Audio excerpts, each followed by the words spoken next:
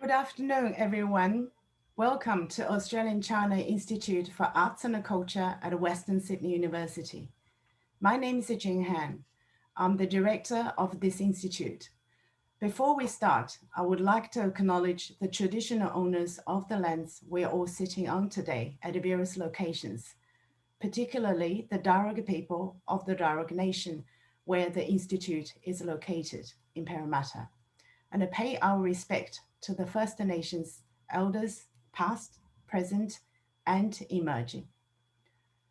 Welcome to today's conversation with Dr. Stephen FitzGerald and Dr. Geoff Raby. 2020 is an exceptionally tough year on many fronts, not in the least on the bilateral relations between Australia and China, although the deterioration started way before COVID-19 broke out. With the tensions between the two countries increasing virtually on a daily basis, the debate of the bilateral relations have become highly polarized and binary. Headline news reporting, at the risk of overdose on the part of readers, isn't particularly helpful in arriving at an informed grasp of the circumstances, as those reports often focus on superficial or sensationalized elements without delving into and interrogating actual issues that have led to the series of tensions, which are still ongoing. That is why the publication of Dr. Geoff Raby's new book, China's Grand Strategy and Australia's Future in the New Global Order, is very timely. Dr. Raby, a former ambassador to China, an expert of China and China-Australian relations, in his new book, by drawing on his wealth of knowledge and insights, presents a comprehensive and intelligent context for the bilateral circumstances and provides an in-depth analysis of the challenges that are faced both by the rising China and Australia in its reshaping its relations with China in the new and changed global context. For today's conversation, we are also incredibly honored to have Dr. Stephen FitzGerald, the first Australian ambassador to China, with us. Dr. FitzGerald is one of the first Australian scholars who had the vision of studying Chinese language, history, and culture. His knowledge and deep understanding of China led to his extraordinary and critical contributions to Australia's diplomatic relations with China and decades of mutually beneficial engagement with China. Looking back, in particular, looking at this photo, in case you can't find the young Stephen, please follow the yellow arrow. I feel that the warmth of the relations is so tangible, and this saying and such a visit are simply unimaginable in the current situation. And I can't help thinking, and would like to ask Stephen later on this question. If Premier Zhou Enlai and Prime Minister Gough Whitlam had been in the leading positions today, do you think the bilateral relations would have got into this slippery slope? A flaw is needed in this downward spiral of the relations between the two countries. We hope today's conversation will show the importance of knowledge-based instead of emotionally charged or ideology-driven understanding and policies from both sides. At the end of the conversation, we will take questions from the audience. So please post your questions in the Q&A function at the bottom of the screen during the conversation, and I will collect them for Geoff and Stephen to respond. Lastly, we have some signed copies of Dr. Geoff Raby's book, and I will be happy to post them to you if you'd like to purchase. The details will be provided in the chat. So now, please welcome our distinguished guests, Dr. Stephen FitzGerald and Dr. Geoff Raby. Thank you very much, Jing. It's very good to be here with your institute, which plays an important part in the engagement between Australia and China, and I anticipate will continue to do so and perhaps play even more significant roles in the future. As you said, there has been a tremendous amount written about China in the recent past in Australia. I think probably more than has ever been written in Australia's history.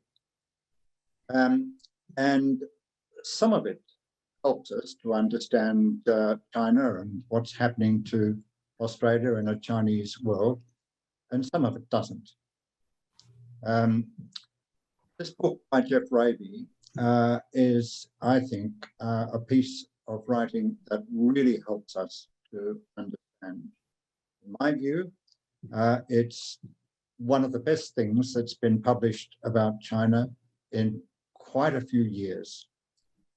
And if I may say so, Geoff, I think it's one of the best ever about any country or relationship by a former Australian ambassador. So congratulations on this book. I think it's really terrific and will be very important in how this debate develops in Australia. Geoff, to get underway, are there any points you would like to make to start with? Maybe give us a bit of an entry into your thinking of why you wrote this book and what you hope to achieve by it.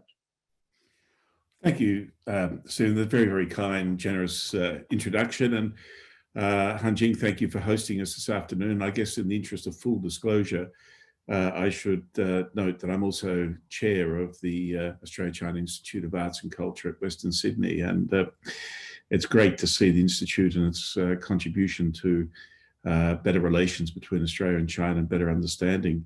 Stephen, thank you. I think it's a good way to lead in to today's discussion.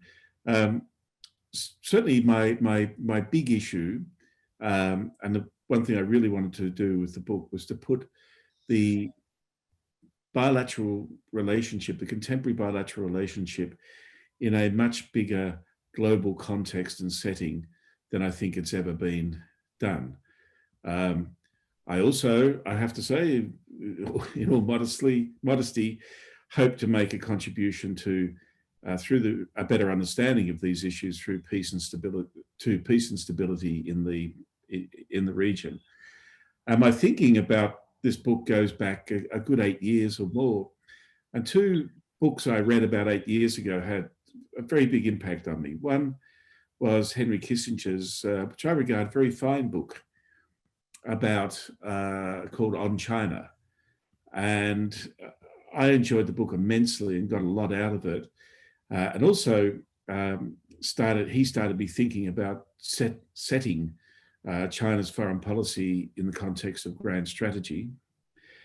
But at the end of the book, it was a curious way to end because for such an arch realist in international relations, he basically, in almost a romantic way, just asserted without much evidence that China was not an expansionary country, and then leapt to the conclusion that the future of the world would see the US and China managing global affairs cooperatively most of the time in a G2, and that we didn't really have to worry about conflict, and that there would be close cooperation across the Pacific, where he obviously located the future of world politics to be driven from. And I thought that was a curious way for someone, particularly like Kissinger, to finish. But also, I felt that you can't base security policy on assumptions about another country's likely intent or whether or not another country would have expansionary ambitions or not. And then I started thinking about that question, really, was China expansionary? And of course, as you know better than me, Stephen, the Qing were very expansionary with particularly their Western expansion of their boundaries of their empire. But of course, the retort to that is that the Qing were not Han Chinese. The Qing were foreign occupiers of China. And so maybe it's a different question if you looked at it in terms of Han Chinese. But just the same, I was very uncomfortable with Kissinger's conclusion. But the more I thought about this, the more I realized that whatever China's intent might be, its capacity would surely fall short of its intent. And I came up then with the notion of the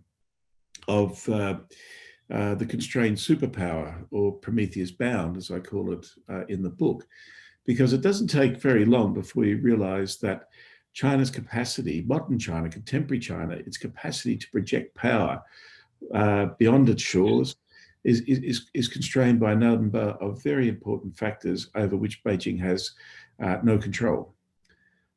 One is China's geography. It has 22 countries on its border and 14 countries on its border and 22,000 kilometers of land border to defend. And that absorbs massive resources. Secondly, and those countries on its border, by and large, have had conflict with contemporary China at different times, India, Vietnam, and so on. Then China's constrained by its history. It's still an empire with unresolved territorial issues inside its border. Xinjiang, Tibet, Taiwan, and more recently, I think, largely because of Beijing's own doing, Hong Kong. And peripheral security is an obsessive concern for Beijing. And it's not surprising that we still hear very much about China's behavior in Xinjiang and Tibet and elsewhere as it seeks to ensure those peripheral areas are stable and secure for Beijing. And when you look at the numbers, whilst China's military expenditure on external security has risen dramatically over the past dozen or so years, it hasn't grown much more than China's own GDP, and that's pretty much what you'd expect. Interestingly, though, China's expenditure on internal security has risen much faster than its expenditure on external defense, so that today it's about 18% higher, whereas than external security, whereas 10 years ago it was about the same. So this underscores the extent to which internal security remains a major problem and challenge for Beijing, or what I call managing the leftovers of history and empire. But thirdly, and something that's really not discussed at all, and I still don't know why, China has become utterly dependent on world markets for all the resources and energy it needs to keep its economic engines turning. China has been historically, for nearly all of its history, a very rich country in terms of its natural resource endowment, very rich. And that resource endowment has sustained great civilizations and empires for hundreds of years without China having to rely on foreign markets to supply it with its resources and energy. And then after 49, there was a population explosion. And whilst the per capita resources available fell quite dramatically as a result of that, China was very poor. And still, it didn't matter. China was still largely self-sufficient. But then things change. From the mid-1990s, China starts to become richer. At first slowly, and then more quickly and quicker again. And as a result, China starts to turn to international markets for all the key minerals, other than rare earths, and energy it needs to survive and to keep its economic engines going. So as recently as 1995, just 25 years ago, China was self-sufficient in crude oil. And it quickly, by the turn of the decade, the early 2000s, became a big importer of crude oil, to a few years later becoming the world's single biggest importer of crude oil, where it is today and will continue for as far as one can see. Iron ore is a really, really interesting case, and Australia was at the front line of that when China suddenly found it had to start importing ever greater quantities of iron ore, and Australia was a principal supplier and the principal beneficiary. But I argue that all of these things, this resource dependency, Beijing and Beijing strategic thinkers were singularly unprepared for. They had not anticipated that this was going to happen. And I think you see, for example, what I call the iron ore wars, Beijing really having trouble in the 2000s, coming to grips with the strategic vulnerability that this dependency opens. And of course, all of these resources and crude oil go through the South China Sea and the Straits of Malacca. And I think we all know those names. So for Beijing, when they look at this, the strategic planners see the South China Sea and the Straits of Malacca, which the US can shut in a heartbeat, given its naval preponderance, as like a boot on Beijing's throat, on China's throat. And the origins of BRI can be found in this dilemma, this strategic dilemma of this new dependency that's thrust upon it. So in all of this way, Stephen, I'm thinking, well, when you sit in Canberra or Washington, China looks like a big, threatening, thrusting power. But when you look from the perspective of Beijing, you see vulnerabilities everywhere, enemies everywhere, and massive dependency. And with that comes strategic vulnerability. The other book that was a very big influence on me was, at the time when I was starting to think about this, was Hugh White's book. And this brings sort of, if you like, the two parts of the book together. The grand strategy part of the book together with the policy challenges for Australia. Hugh White wrote an excellent book, very perceptive book, published about 9-10 years ago, called The China Challenge. Now, most people haven't read it, but nearly everyone knows the title. I guess that's an indicator of a good book, when people can talk about it but never have read it. But the problem is, people have assumed, generally, if they haven't read it, that Hugh was writing about Australia's China challenge. That is, that one day we might have to choose between the US and China in terms of where we get our security and where we get our income. But in fact, the China challenge Hugh was writing about was America's China challenge. The choice the US would one day have to make, he believed, between treating China and treating an ascendant China as a strategic competitor and threat, and therefore pursue policies of containment, or accepting China's ascendancy, the legitimacy of China, and providing China strategic space. Now, he sort of felt in his bones, being another foreign policy realist, that the US would, like most other dominant powers, resist the ascendant power. But he hoped, as a man of peace, that the US would actually provide strategic space for China to rise, and in doing so avoid war. He then went on, at the end of the book, to speculate about what it would mean for Australia, depending on which choice the US made. And in particular, he foresaw a very bleak set of challenges for Australia if the US were to choose to contain China, to push back on China. And of course, what we know now, and my book tries to document it fairly carefully, is that China did eventually make, the US did eventually make the fateful choice to resist China's ascendancy, to contain China, to push back on China.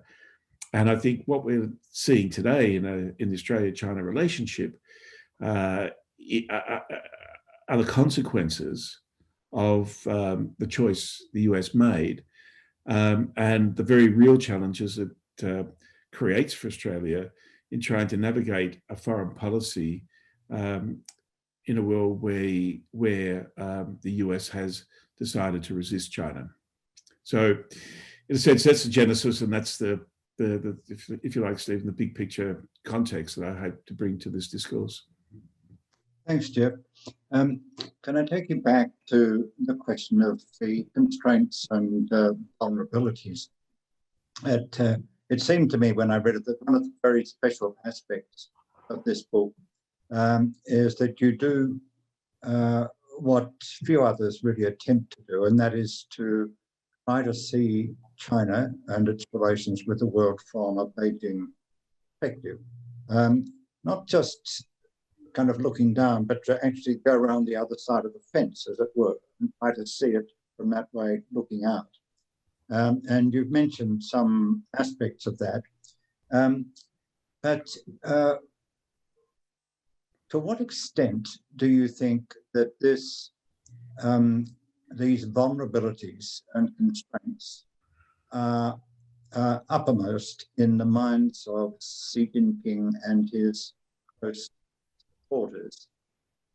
As we know, there is debate outside China and also in China, inside China, about Xi Jinping's position and whether he is acting out of a sense of insecurity about his own position and more generally, or whether he is really just feeling his oats and exercising power. So how do you think, is it possible to know how Xi and his close colleagues perceive these issues and how they think about them? No, the best you can do is divine it from the public statements, which are obviously so carefully worked over and massaged, and the messaging so carefully structured, and behaviour. But again, trying to locate these questions it's the absolute key question, I think. How much is domestic politics in China shaping China's external behaviour? And every country, domestic politics shapes external behaviour. I'd argue part of the problem we have in our management of our own relationship with China at present is a lot of it is poll-driven. But I want to take everyone back, if I may, to China's grand strategy, which I argue is, and it's contrarian, I guess, based on a position of weakness rather than strength. Because when the Communist Party came to power in 1949, they didn't take over or inherit a functioning state or nation. They occupied shards of territory, and they had to weld those together, creating a nation state out of this dispersed, fractured territory that they occupied. And so I think a very central part to China's grand strategy is territorial integrity. And of course, the history of 100 years of humiliation, all of that plays into that psychology and into that policy setting. And the other element is that in the minds of the leaders, only the Communist Party could have done that, and it achieved it, often with massive ruthlessness. But it built this very powerful modern state of China. And the two things are very closely connected.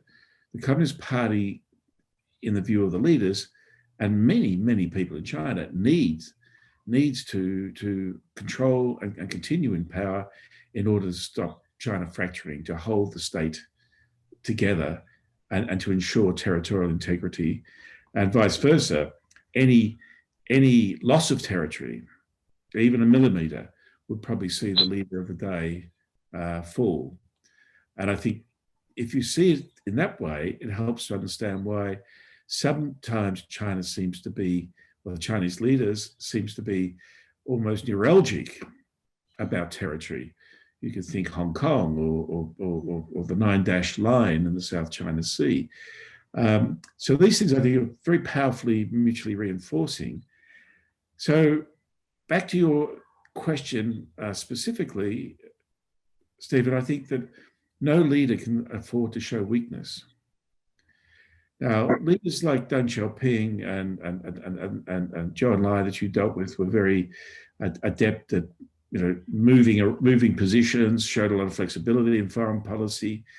I think they kept the core interests very much intact. But I think the political system, since the ascendancy of Xi, has become much more brittle.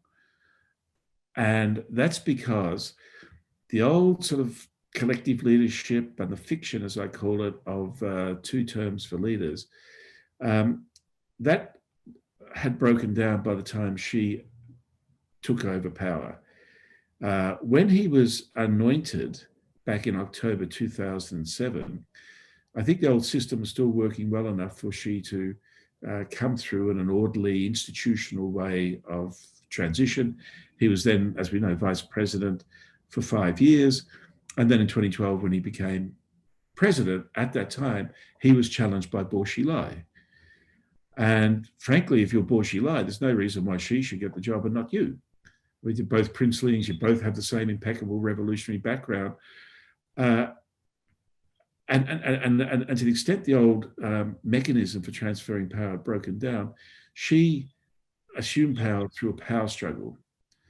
And then the anti-corruption campaign, and Bo Xilai serving a lifetime in prison, along with Zhou Enlai from the sort of Petro-China faction, and it was head of the security, internal security, and so on. Now, that means, I think, that Xi is a much more exposed leader than what we've seen in China for a long time, and running an assertive, abrasive foreign policy is a requirement, I think, of whoever's leading China in this circumstance. And if it was someone else in Xi's job, I think we'd see similar sort of Chinese behavior internationally. Yeah, and a number of my Chinese friends in China have spoken of the reimposition of silos, where what had already emerged was a much more open system, and collaboration between different parts of the government, different functions and so on, was really broadening out. And that now, because of his insecurity, this is what some of them say anyway, is that these silos have been reimposed so that you don't have bits and pieces of the system talking to each other, and you can control them in a top-down way, which means there's a lot less of the kind of bottom-up, and this creates its own rigidities and its own insecurities. But you talk about their grand strategy, kind of having a grand strategy. I'd like to take you now to the Australian side of this, because in the book you write about the need for Australia to have its own grand strategy. This is something that almost no one in Australia has been talking about. And I wonder if you could please just explain a little more about what you have in mind. And then I'm really interested in what kind of feedback you've had from people in foreign policy and just defence circles in Australia on this idea. And what do you think the chances are of an Australian government taking this idea up? The notion of a grand strategy for Australia really is to take a big comprehensive view of where we sit in the world and where we place our priorities in foreign policy. I set down 10 elements of this, and some elements are really quite straightforward. I think we need to certainly spend more on military, and I follow Hugh White very much in this. I think we need to harden our internal defences against China's exercise of sharp power.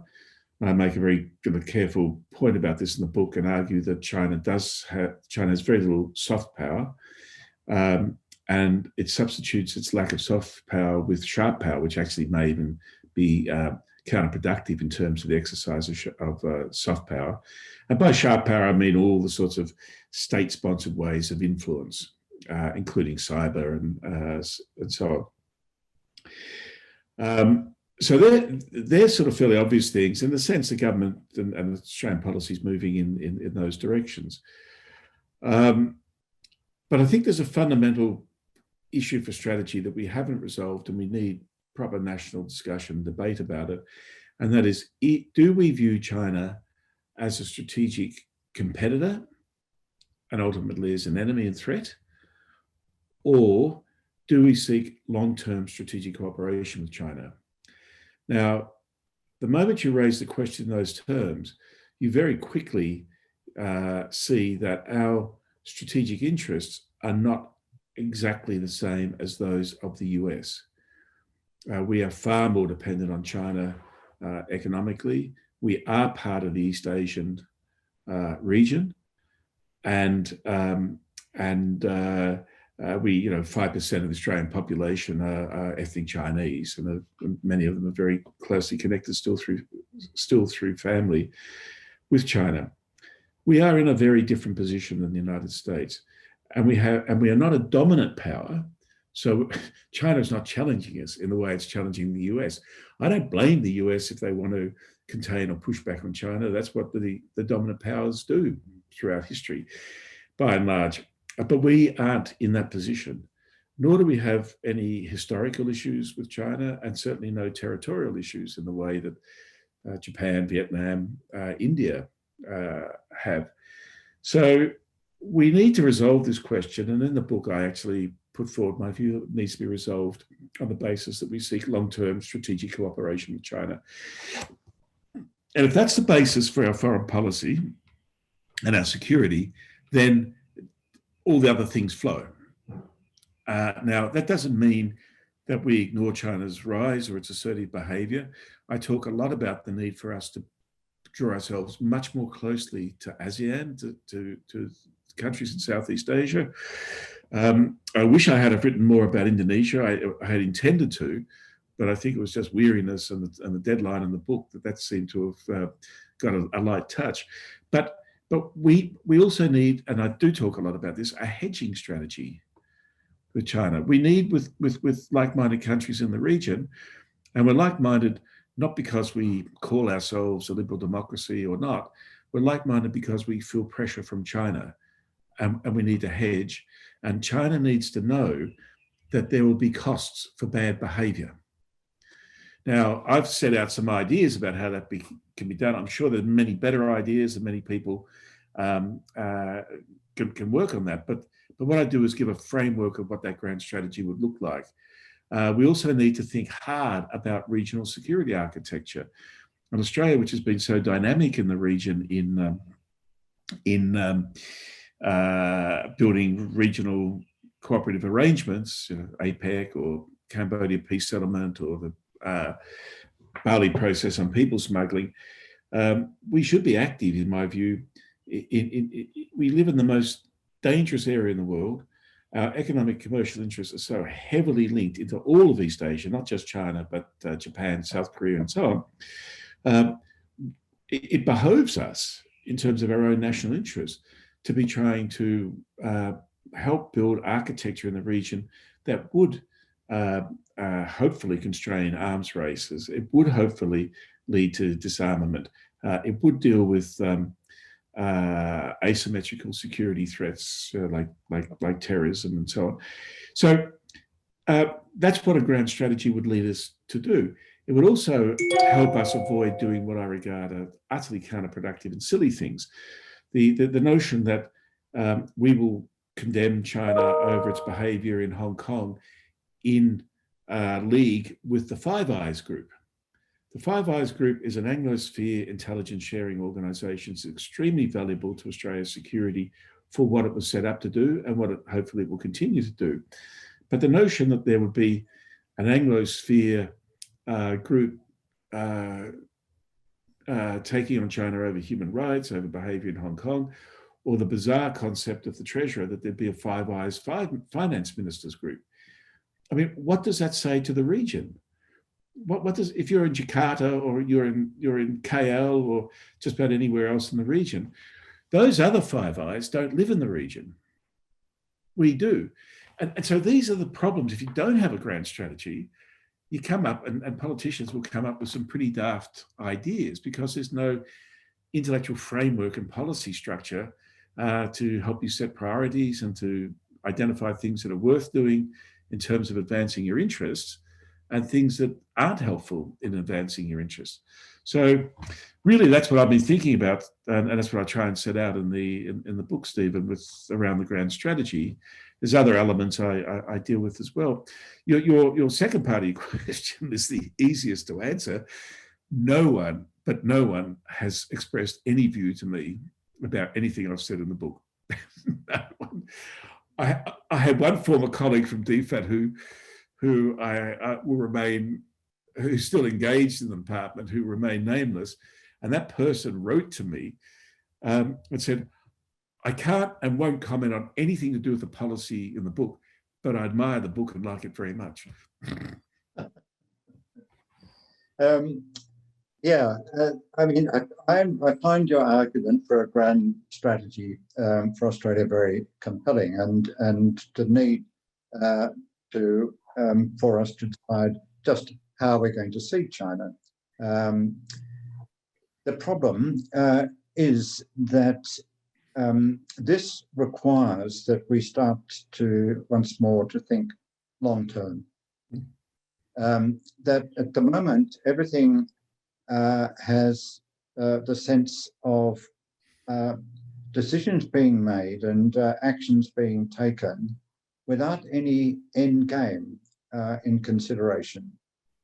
And in my observation, the forward horizon has got shorter and shorter and shorter over the last, well, really it's more than 20 years. It's been happening slowly, but now it is very short indeed. And I wonder, where can we begin to turn this around?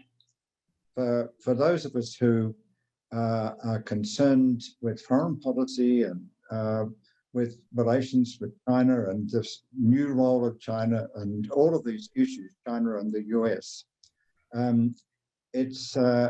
it's really concerning to see this, the way things are almost drifting.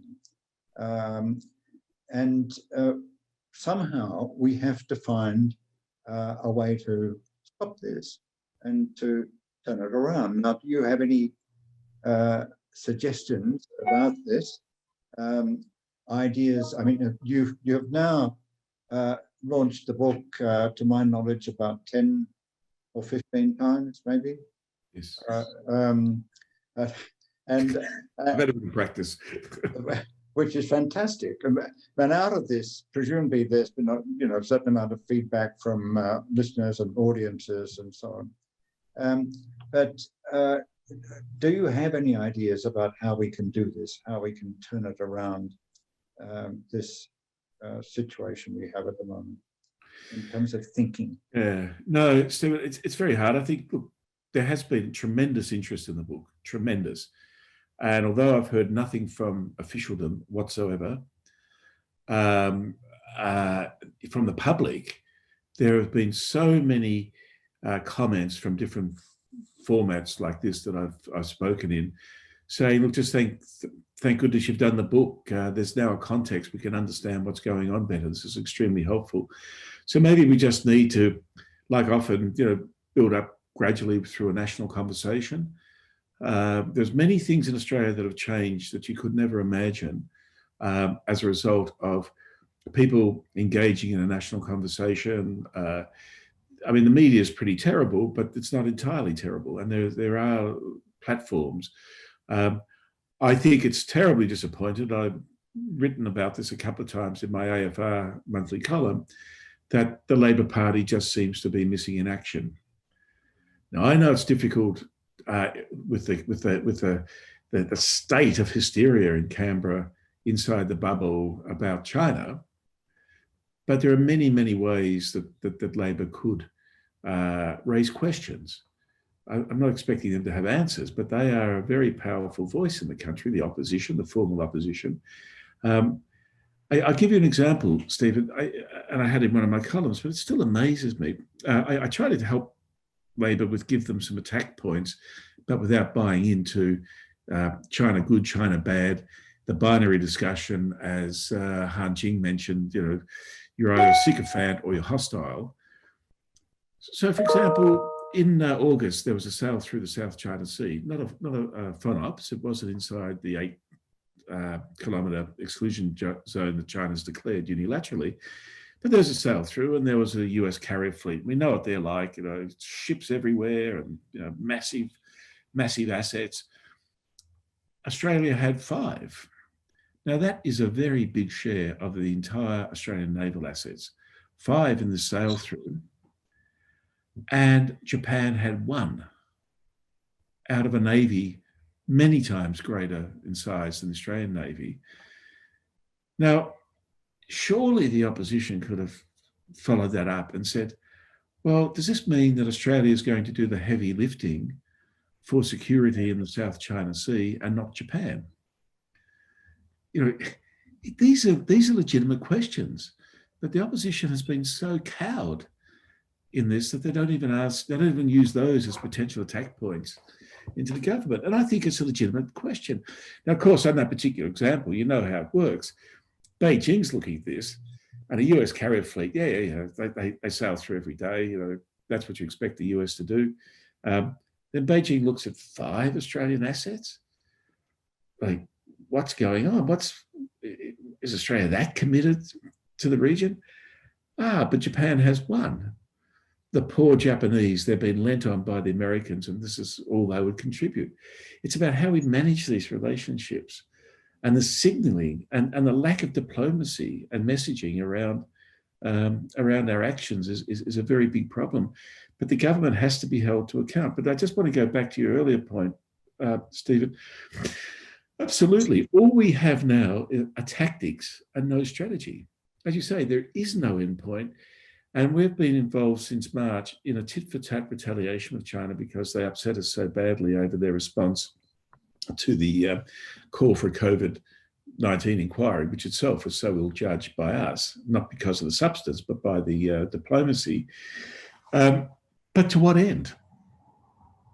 And the relationship has just continued to spiral downwards. And I think China is increasingly showing to us that, well, maybe it doesn't care about Australia. Does Australia really matter? Do we really care about getting the relationship back on track? I think the Prime Minister tried to make a couple of conciliatory statements. They were well judged. But then he immediately jumps on a plane and goes to Japan, breaching protocol, to sign a defence agreement of some sort with Japan, which he's unable to properly explain. So much for his conciliatory comments. And of course, the Chinese responded with their 14-point plan and issues and wine tariffs. And this is the result of a tit-for-tat retaliatory approach to China, which has no end. Yeah. And you mentioned Japan, and that's important too, because this absence of strategic thinking extends not just to China, but to our relations with Japan, and particularly, and you bring this out very clearly in the book, to Southeast Asia, that we seem to have forgotten about the strategic importance of Southeast Asia, and about the need to have a long-term strategy. And if I may, I recall one of Gareth Evans' anecdotes. He was at a meeting somewhere. It was an ASEAN Plus meeting somewhere in Southeast Asia. And in the coffee break, he inadvertently opened a door and went into the wrong room. And the ASEAN foreign ministers were caucusing in there. And Gareth said, "Oh, sorry," and went to leave. And they said, "Come on in, you're one of us." Oh. Now, can you imagine that happening in today's world with the Australian Foreign Minister and the ASEAN ministers? So it's an overall loss of the habit of thinking strategically about foreign policy. And I'm not certain where or how we start, but we have to find a way back from this. Otherwise, we're not going to resolve the question of our relations with China, or China-United States conundrum, or any of that. And connected with that, Stephen, really is that there was always a view in the 80s, in particular 90s, that if you couldn't manage a relationship with China, you wouldn't be taken seriously by Southeast Asia. And I think our poor relations with China do us enormous damage and harm seriously our credibility with ASEAN and the region. And our weight and influence is diminished as a result. But one positive thing happened a few years ago, but again, there's been no follow-up. It's extraordinary. But Malcolm Turnbull, when he was Prime Minister, did manage to have an ASEAN heads of government meeting in Australia. I thought that was fantastic. I thought this is, now we're on the way. This is where we should be going in managing our relations with China. As nothing's ever happened from it. I can't even remember what was ever said in terms of a communique, but there's been no follow-up as far as I can see. Now, when I was in the game, if you wanted to propose an ASEAN heads of government meeting in Australia, you'd be laughed out of the department. Yeah. They wouldn't come. Yeah. Why did they come? One word only, China. Yeah. They came because of China. Yeah. They saw us as that important and adding weight to ASEAN. But what have we done since? I think that they are beginning to regard us as a liability. There are those who write in our media saying, you know, look, what we're doing is terrific and we're showing the lead to everyone and everyone wants to follow. But I think in Southeast Asia particularly, there's a sense that this kind of behavior is very counterproductive and not in their interests. And I think also that Japan must look at us and think, what on earth is going on down there? And this has been said many times, but Japan has a capacity to manage its relations with China, notwithstanding the terrible history between those two countries and all of the contemporary issues that they have, divisions and differences and so on, and yet they manage. And the Chinese foreign minister has only recently been in Tokyo. And a similar situation exists with Korea. I know the dimensions are very different and so on, but I think they too would be looking at us and saying, you know, is this really helpful? Is this serving our interests as part of the region?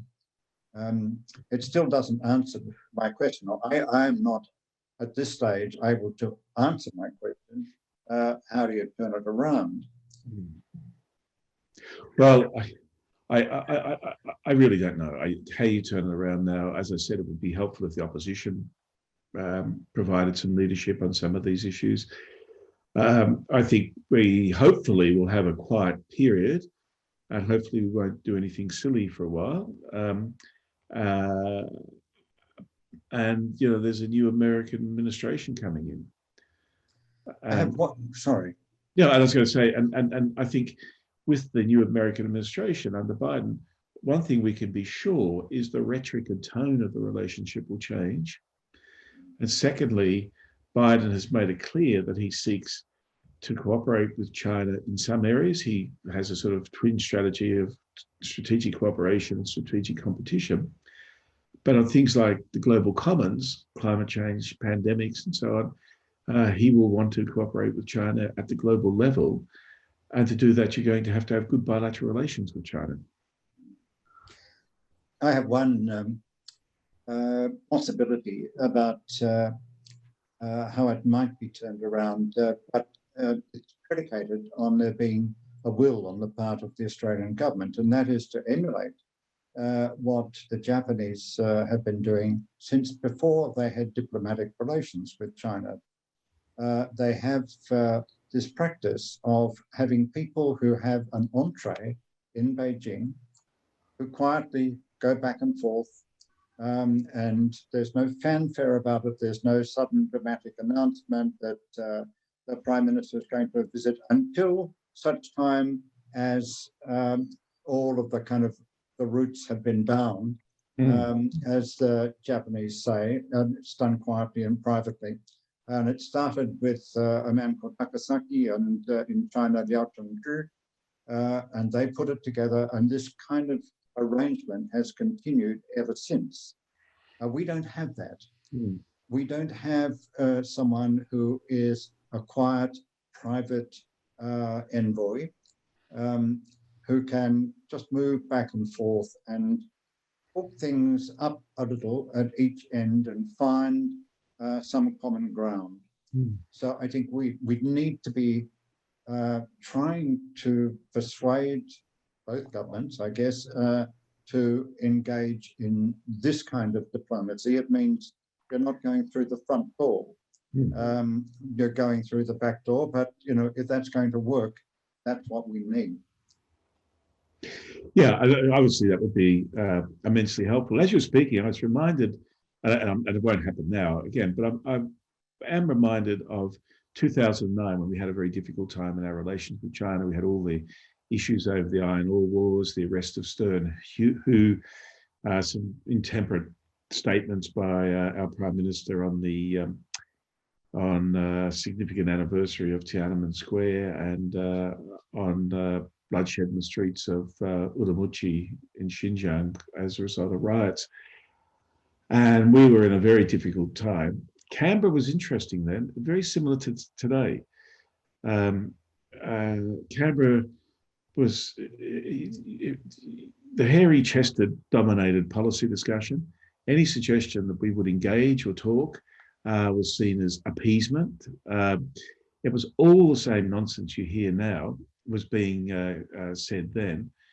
And the relationship was so frozen at the top level that the Chinese just actually surprised us. At one point, they just came to see me as ambassador and said, look, we're going to send Premier Li Keqiang to, Vice Premier then. He was Executive Vice Premier, Li Keqiang to Canberra to sort things out.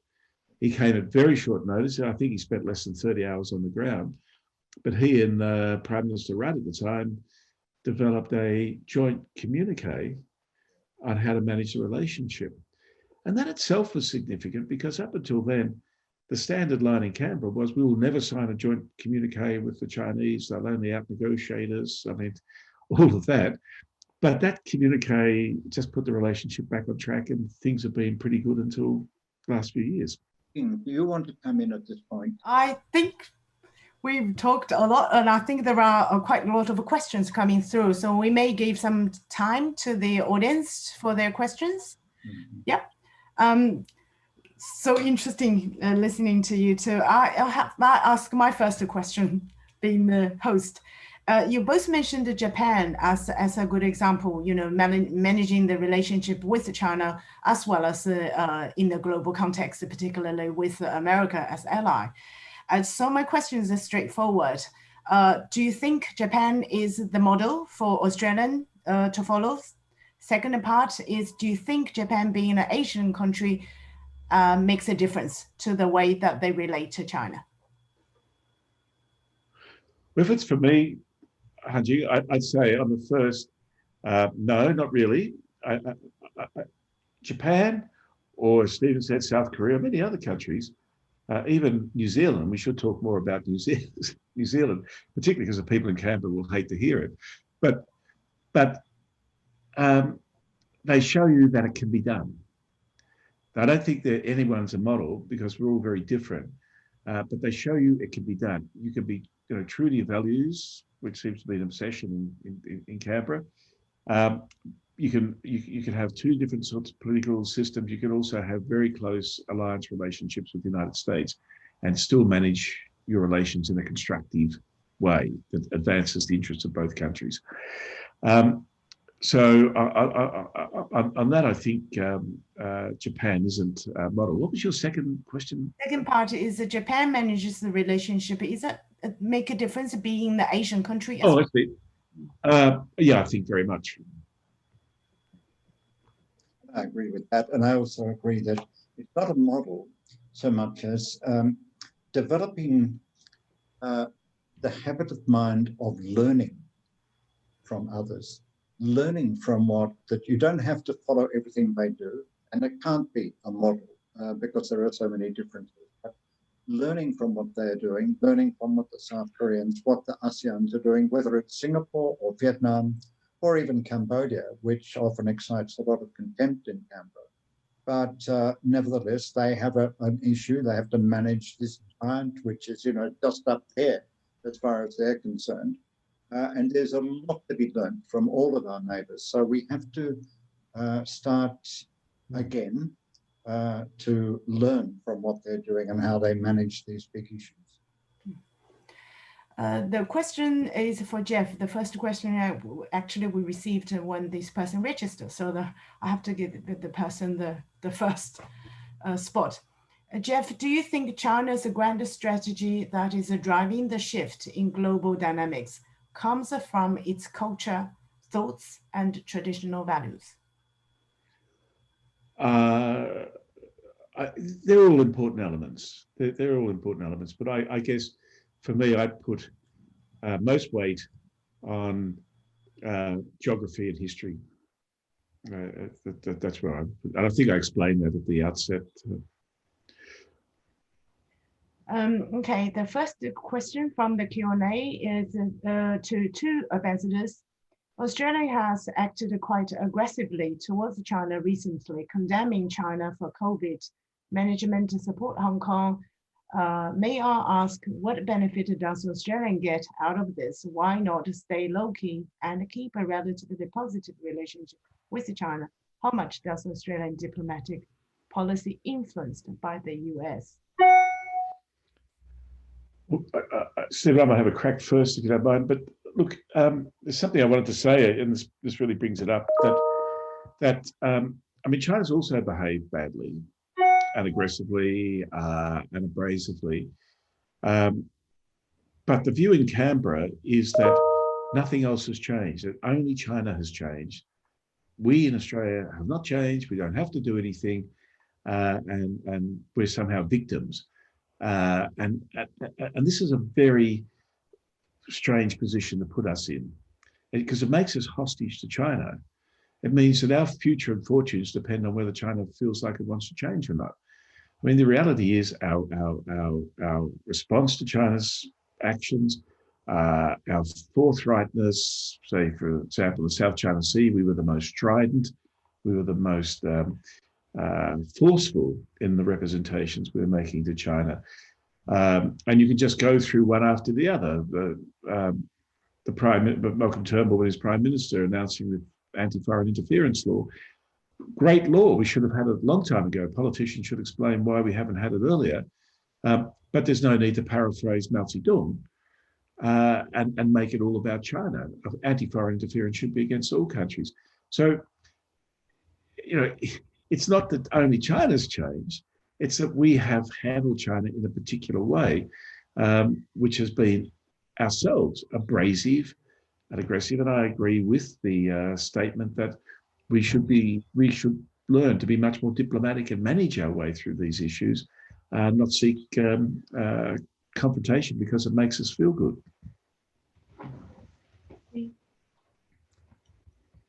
We're sitting in Beijing and looking at the messages coming out of Canberra.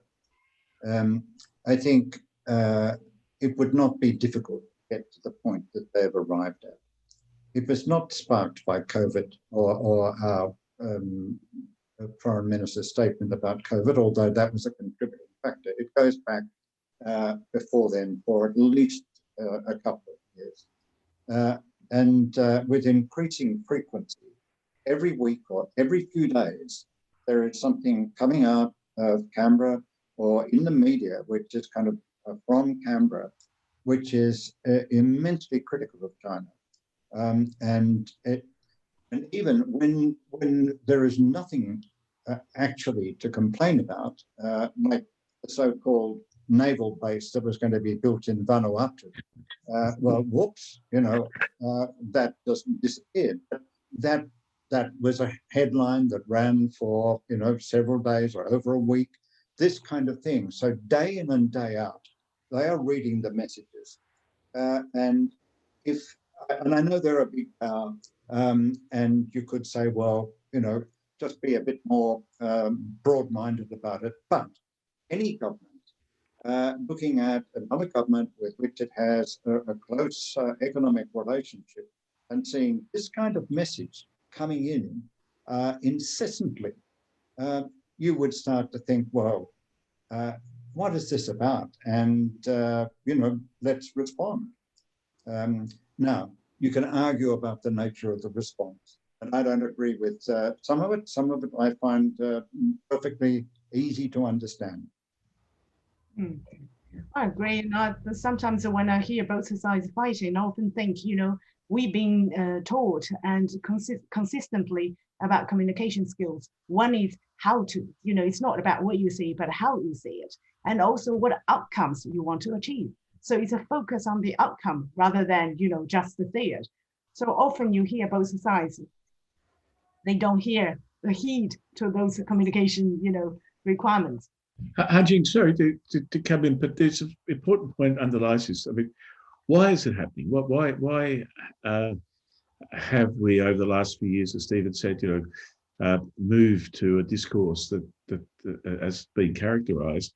And I think it's because fundamentally we've moved from a position of strategic cooperation to strategic competition, and strategic competition is based on the assumption of strategic mistrust.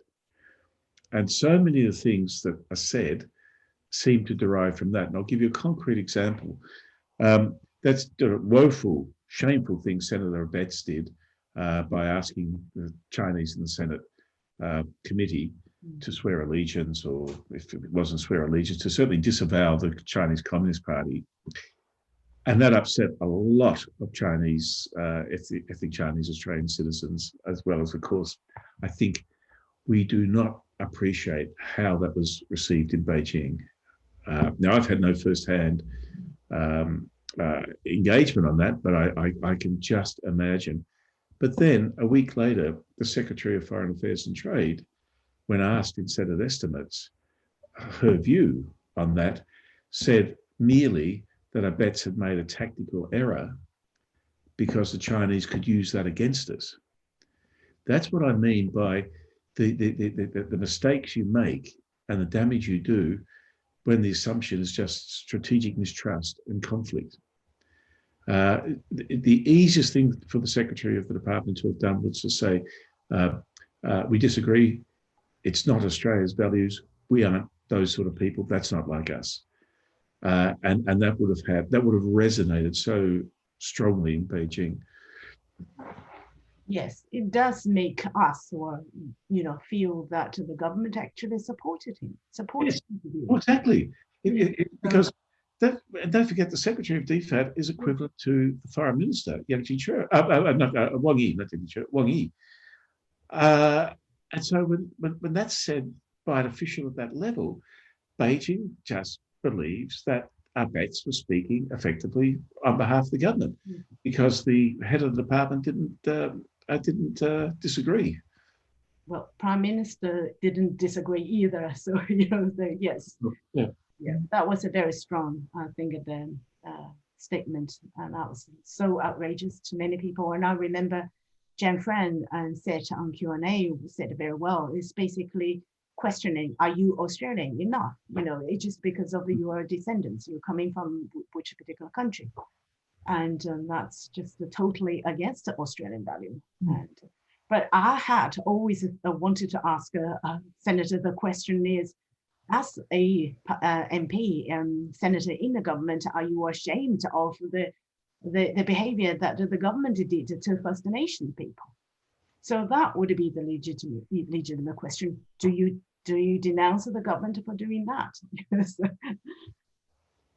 Okay, the next question is, Geoff, you mentioned that Han China is expansionary. The book is very good in analyzing why China is incapable of being expansionary, but is culturally or philosophically Han Chinese expansionary. Well, I basically duck that question. That's a sense that's what Kissinger's saying in the last chapter of his book on China. And I said, well, you don't have to answer that question. I mean, what matters to me from a policy point of view is the gap between intent and capacity, and can they be expansionary? And I argue it doesn't matter what they wish to be, they're very constrained. And China's ascendancy and its trajectory to its current ascendancy is very, very different than that of the United States. Because after the Civil War and the United States began its global ascendancy, it had no unsettled territory in its borders, it had no hostile borders, and it had every resource it needed for its economic engines other than people, and it sucked people in from Europe in big numbers. Next one is a quick question. Is China or US or both pressuring us, Australians, to make a binary choice?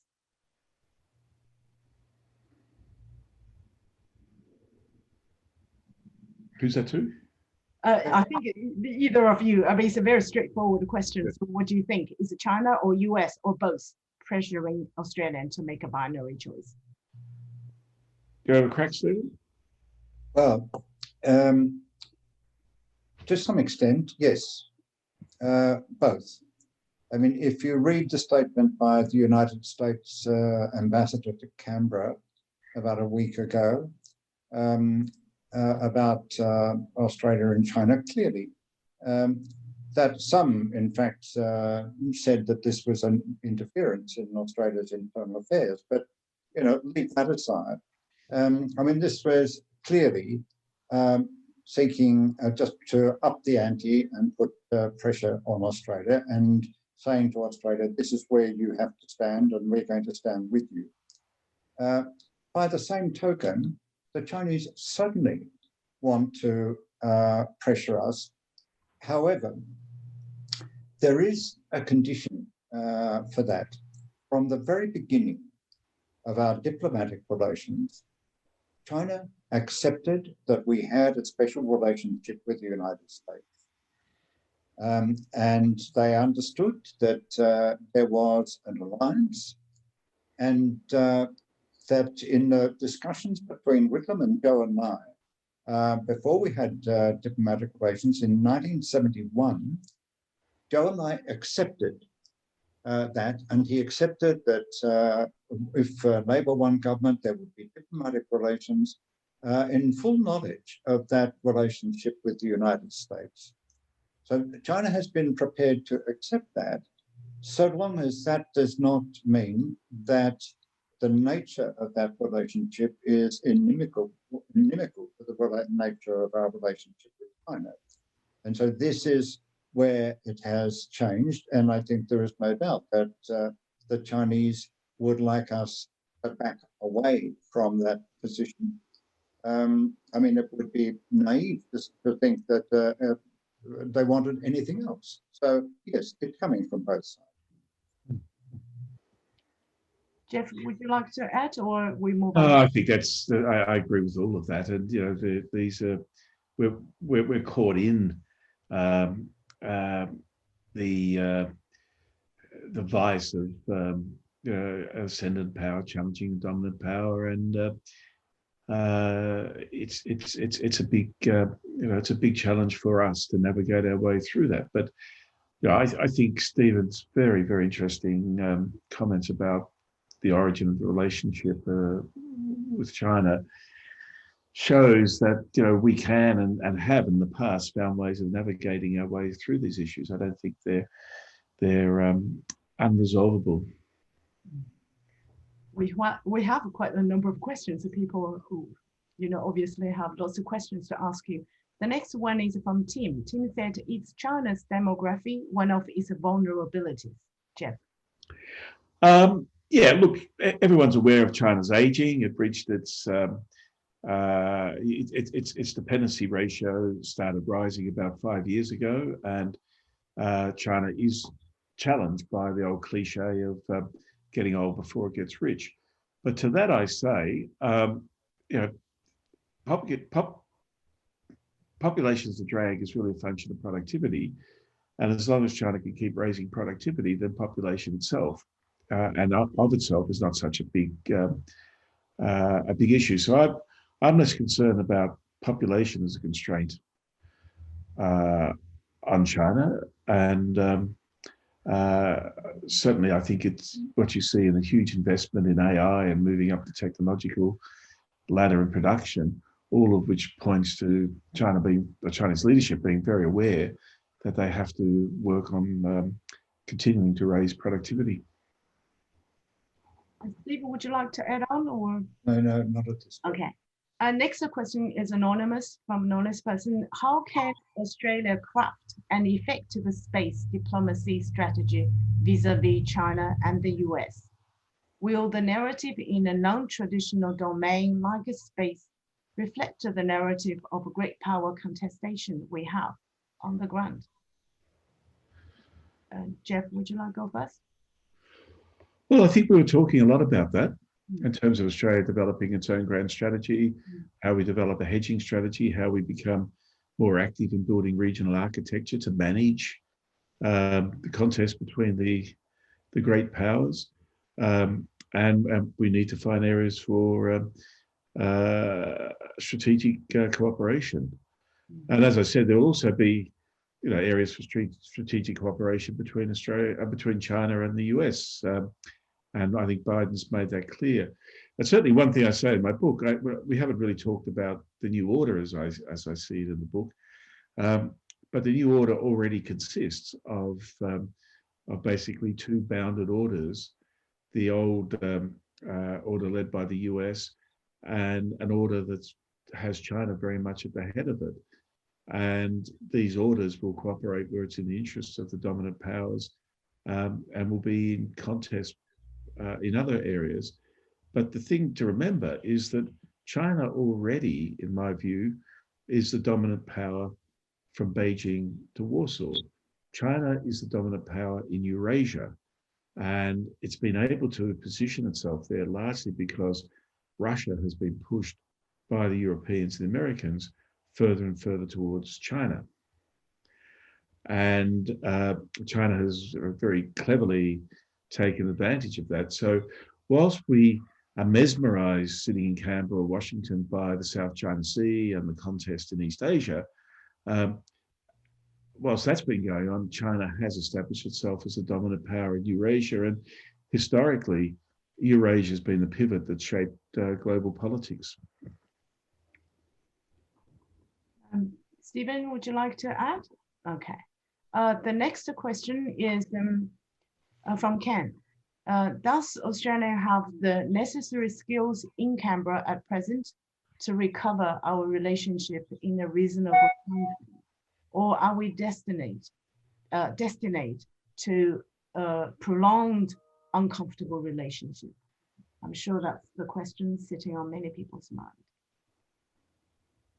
Steve, would you like to go first? It depends who you're talking about or whereabouts in Canberra are having the necessary skills. I think there is still an enormous reservoir of skills in DFAT, the Department of Foreign Affairs and Trade. People who have spent their professional careers in diplomacy, who understand statecraft, they understand how to try to think forward about things. I think, there's no doubt that if they were given free rein to run it, we would have a better managed set of foreign relations than we have at the moment. That being said, I don't think it's even at all across the bureaucracy. And I also think that it's very lacking in the national parliament. If you look, you try to find people who speak an Asian language in the national parliament. There are extremely few. And even beyond that, people who might be said to have Asian literacy or Asia literacy without being able to speak a language, there's still very, very few. And also, by the way, look at the number of non-Caucasian faces in the national parliament and ask, does that reflect the makeup of our population? And I think it starts in many ways from the top, because if you are monocultural, and you have no understanding of what knowing another language means, and being able to get into the mind of someone with a different culture, that then determines the kind of advice that you seek and take. It determines the kind of decisions you make about the skilling of the nation. As we know, the resources going into the study of Asian languages and societies, that's been in decline for quite a number of years.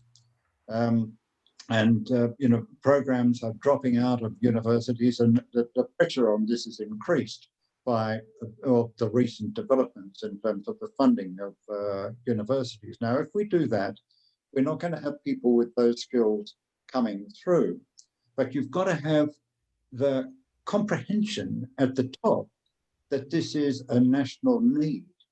And if you don't have that, it's very difficult. I mean, back when Julia Gillard announced this big program on the Asian century, and that's fine, but and said there would be a big new program of Asian languages and Asian studies and so on, but put not a cent into it, because I think in the thinking of that government, it wasn't seen as a core national need and national resource. And I think we've got to get back to focusing on this and building that national resource, because you have to try to understand, for example, a country like China. You cannot do that unless you have a large body of people who are skilled in being able to speak the language, but also who know about the history and the culture and how the economy works, how the government works, and so on. So I think we're in a difficult space on this. I think we've gone backwards. We may move on to the next question. Geoff, are you okay? Or do you want to answer that question as well? Oh, I did. Okay. Yeah, we haven't. Stephen. Yes. How is it possible after 30 years we are where we are? I've been nearly my entire professional career, we've been trying to do what you say we should do. I agree, absolutely. Excellent, analysis. But how is it? It's depressing in some ways. But anyway, move on to the next question. We have too many. I have to select a few because otherwise we'll never be able to finish. This is from Michael. Clive Hamilton and many others things, including ASIO, have asserted a range of vague threats from China in Australia. Is denial or ignoring of any China presence in Australia as an adequate response, or does some level of interference need to be acknowledged, even if only to satisfy the right, as a part of a negotiated return to a more cooperative relationship? I'm not sure I fully understand the question, but I'll say this about what I call the so-called China threat industry. It really lacks context and proportionality. I'm sure there is attempts by China to influence Australian domestic politics, although I think really the context is not about Australia. It's about overseas Chinese who are in Australia, making sure they think good thoughts about the motherland and don't become potential sources of opposition to the Communist Party. But what is missing so much in this discussion is a cultural dimension, how Chinese communities work, how Chinese businesses work through relationship building as a core and essential part of doing business, but also the scale. And put against that, I mean, we've had the China threat now in overdrive for the best part of 4 years. Where are the bodies? I mean, how many agents of influence have been turned up, and where are the bodies? I mean, there's been a massive effort go into it. So that's why I say we just lack proportionality. We lack context. And also, I think the China threat industry does great disservice to the strength of Australians' institutions and create anxieties where anxieties aren't really warranted. Nothing has undermined the Australian democratic system, our values, separation of powers, the media. In fact, if anything, it's all been counterproductive, whatever's been done. And I think that needs to be recognised. But we have a very strong, robust, open system. And I think it takes a lot more than what the China threat industries come up with to undermine our system. I often feel like the other bit is often not mentioned much is Australians' influence. You know, so many people from China lived, studied, stayed in Australia. They have been influenced a lot by Australian, Australian systems of value and independent thinking and all this. So that has often been not mentioned. A good point. I think in this debate, and the way it's sort of flashed through the media, it seems to be forgotten that it's quite possible for people to be loyal, patriotic Australians and also Chinese patriots. The two, there's no reason why the two are in opposition or are in conflict. Yeah, agree, definitely. Yeah, anyone who knows the earlier days of the Australian Labor Party would know that these patriotic Australians, it was full of people who claimed Irish ancestry. And at times, when you heard them talk and when you heard them after a few beers singing the songs, you would think that all they cared about was Ireland. I'd mention it simply as an example. There's a cultural attachment to the place from which they came, and we cannot and must not deny that cultural attachment and cultural loyalty. And it's the same with many migrant groups from European countries and from other Asian countries. And, China has got a very strong culture, and it's not surprising that we have this. I think that the thing that distresses me most is that the way in which that debate came up has been very damaging to our Chinese Australians. It's really pushed them. Many of them feel on the back foot. Many feel that they do not want to speak publicly about anything for fear of being accused of being a Chinese Communist Party stooge or something like that. Even to express their love for the culture and the homeland in this broad cultural sense can be suspect. And I think the damage has been terrible. And I think the example that Geoff talked about earlier in the Senate, I felt ashamed when I saw that. In the old days, the Kuomintang, the Chinese nationalists, they used to have what they called days of national shame, 国耻, 国耻. And I felt that I would like to declare a day of national shame when I saw that episode in the Parliament, that those 3 people were put in the dock like that. And so this is just the issue writ large. But for many people quietly in the suburbs, some who've only recently arrived, some who are maybe 5th generation Australians, been here longer than most of their neighbours from different parts of the world.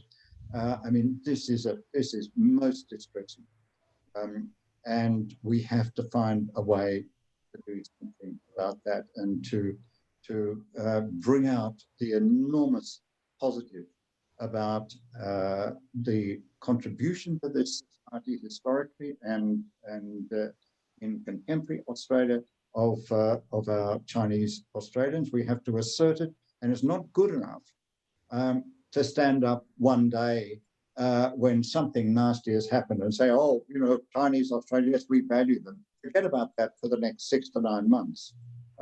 It has to be constantly messaged. this is not about asserting anything about China or the Chinese Communist Party. It's about our own people here in Australia.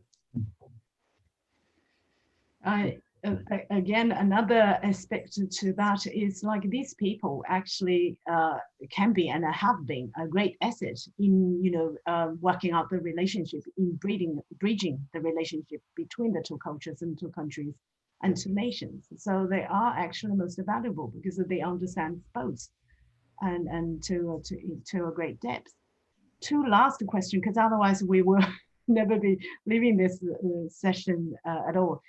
Raymond asked, do you think the business community, especially those whose businesses have been seriously affected by the China's recent actions, should speak out publicly and also request Canberra to tune down on its comment on China? I'll be brief, if you don't mind, not only because it's getting near the end, but look, I think it's a pertinent question, because I've been amazed at how successfully the some elements in Canberra and particularly elements of the media have delegitimized the business interest in the relationship. Of course, businesses should speak out. They have a real interest in the relationship. But now the debate has been shifted in such a way that if business speaks out, they're seen to be just special interest pleading for their own narrow commercial interest. But the reality is that that national security is underpinned by economic strength, economic security, and whether we like it or not, China is a major contributor to the Australian economy. And our massive, by comparison to most other countries, economic dependency on China is not accidental. It's based on fundamental economic realities. It's not that we've wished it or willed it to be this way. It is how it is. And I think business has to be much more effective in making that point, that economic security underpins national security. Steve, would you like to add to that? No, not at the moment. Okay, let's give it the last question. It's going to be in relation to that, to be fair on both sides. Do you believe that China's recent aggression in tariffs and the official social media posts is justified compared to perceived transgressions of Australia? About you, Steve? No, it's you, Geoff. Look, it's just another one of the measures that have been taken in this tit-for-tat retaliation, and it needs to be seen in that broader context. And it probably, achieved its objective by drawing the Prime Minister in to comment on it. But we're better off without any of this. And I think it's a good question because it underscores the futility of what we're doing on both sides.